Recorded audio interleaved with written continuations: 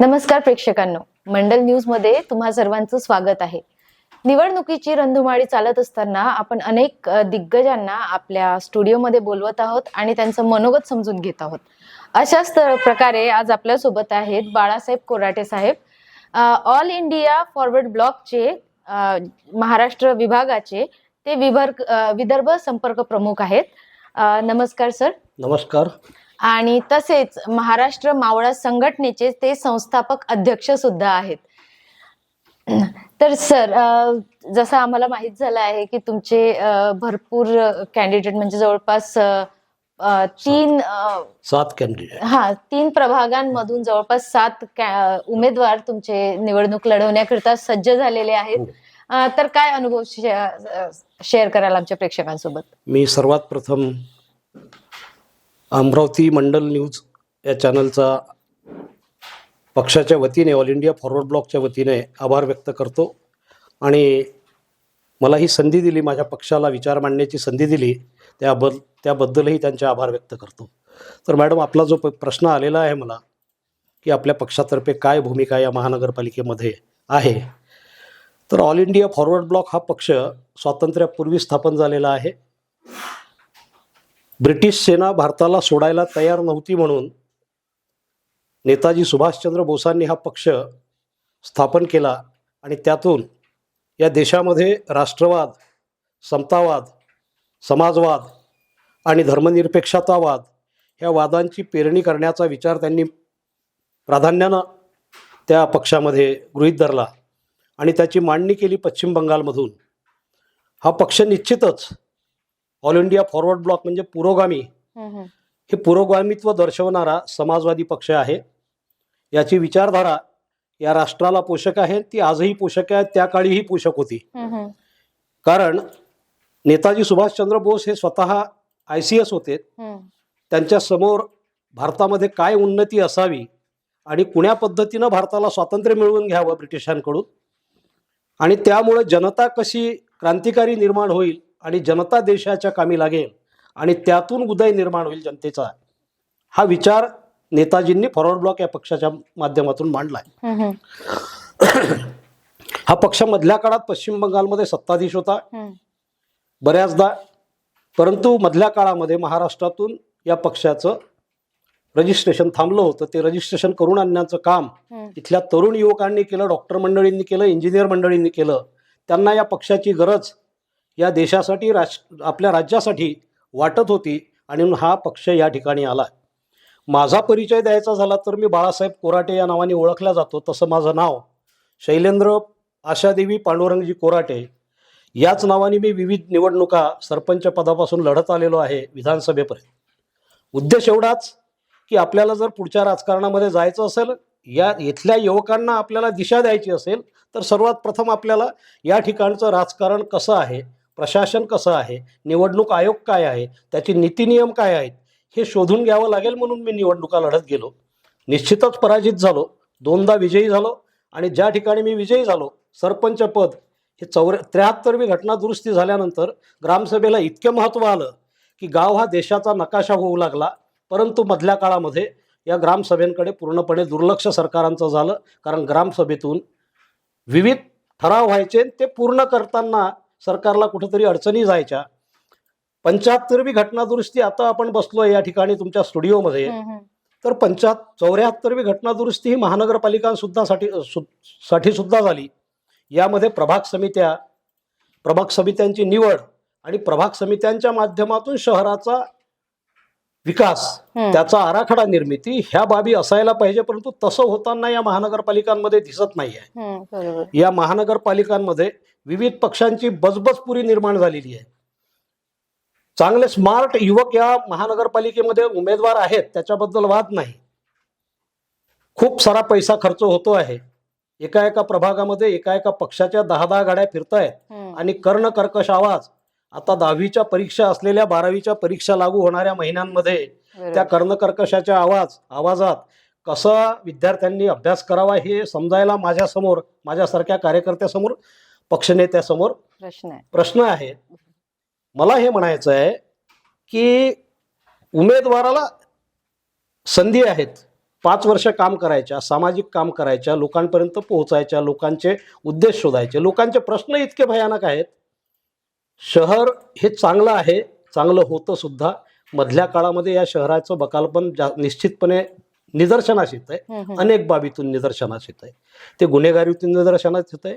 त्याच्यामध्ये असलेल्या म्हणजे बालवयीन ज्याला म्हणू आपण, ज्युएनाईल यांचं प्रमाण मोठ्या प्रमाणात आहे. मग इथल्या शाळांची, कॉलेजांची परिस्थिती कशी आहे, त्यांच्या शिक्षणाचा दर्जा कसा आहे, त्याच्यातून ध्यानात येत आहे. बरोबर.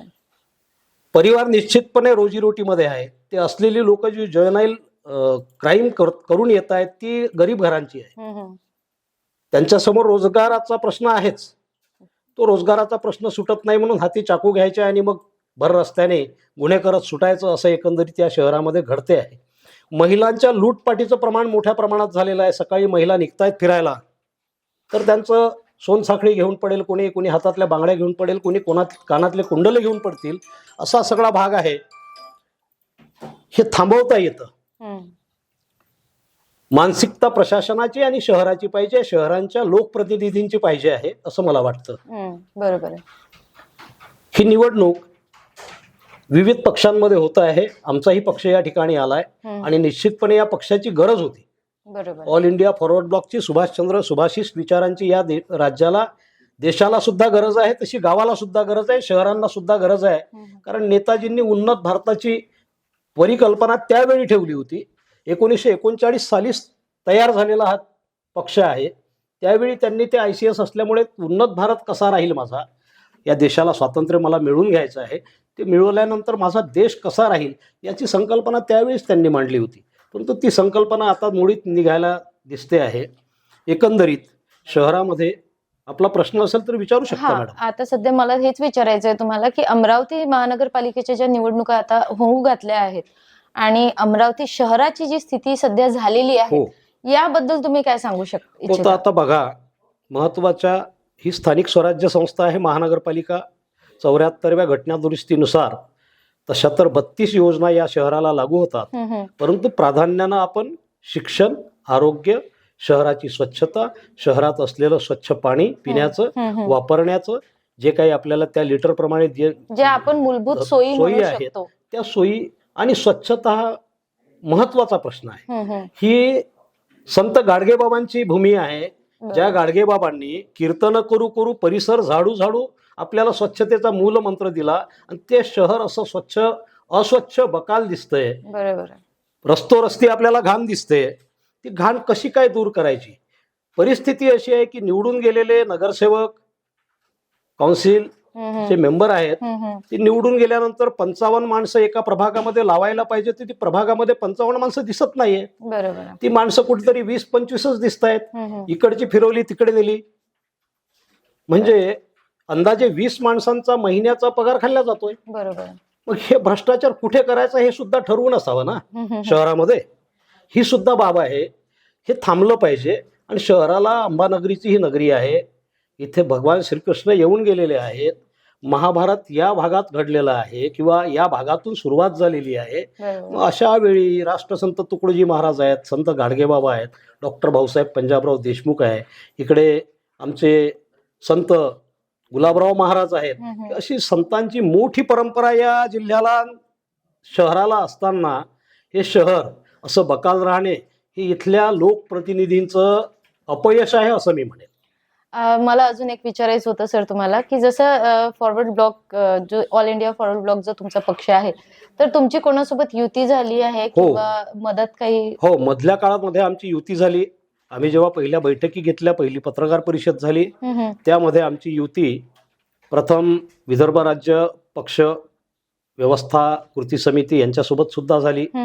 त्यातील काही पक्षांसोबत आमच्या वाटाघाटी योग्य झाल्या नसल्यामुळे आम्ही विदर्भवादी पक्षांमधून बाहेर नाही पडलो, परंतु त्या पक्षांसोबत आम्ही दुरी ठेवली. ते नाव मी इथे घेणार नाही.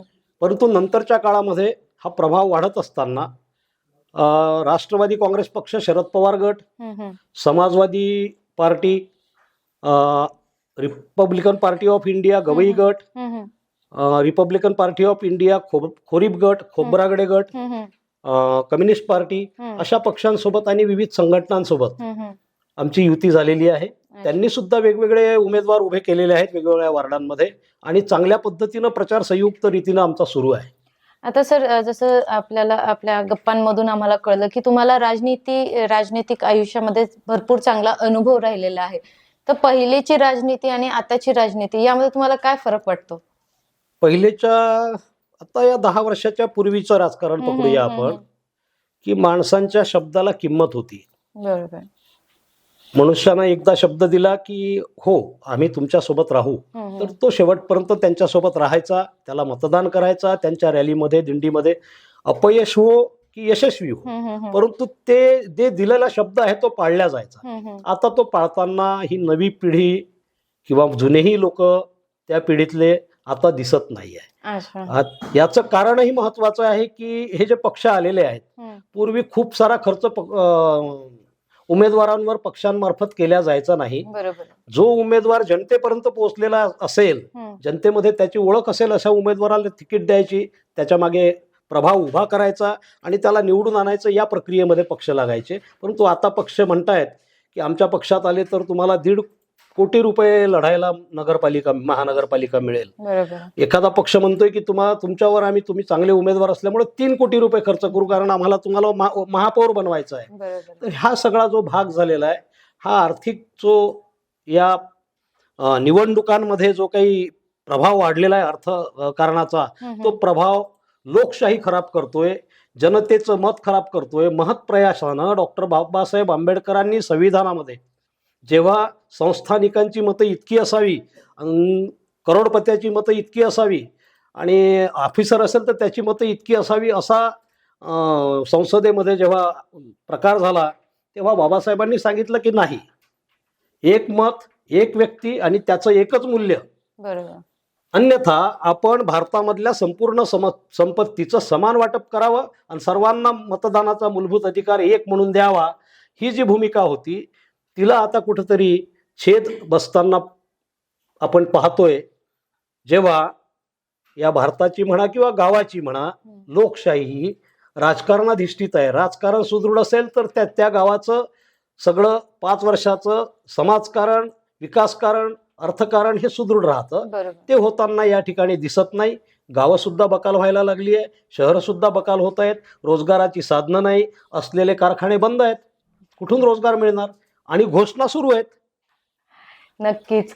अशा प्रकारे आपण आपल्याला बाळासाहेब कोराडे साहेबांनी इतकं छान सांगितलेलं आहे. सर, मला असं म्हणायचं की आमच्या प्रेक्षकांना किंवा आपले जे उमेदवार आहे त्यांना तुम्ही काय आवाहन करू इच्छिता? असे 5 प्रभागमधून आमचे 7 उमेदवार आहे. या उमेदवारांना उमेदीनं आपण निवडून द्यावं आणि निश्चितपणे या 7 उमेदवार अमरावती महानगरपालिकेचा चेहरा मोहरा बदलल्याशिवाय राहणार नाही, याची ग्वाही मी मावळा संघटनेचा संस्थापक अध्यक्ष आणि ऑल इंडिया फॉरवर्ड ब्लॉकचा विदर्भ संपर्क प्रमुख म्हणून देतो. जय हिंद. खूपच छान. खूप खूप धन्यवाद सर, आपण इथे आलात आणि आमच्या प्रेक्षकांना, आमच्या उमेदवारांना आपल्याबद्दलची सगळी माहिती तसेच आपल्या उमेदवारांची माहिती सुद्धा दिली. अशाच नवनवीन भेटीसाठी आमच्यासोबत जुळून राहा. भेटूया परत नव्या भागामध्ये. धन्यवाद. आपला आभार आहे.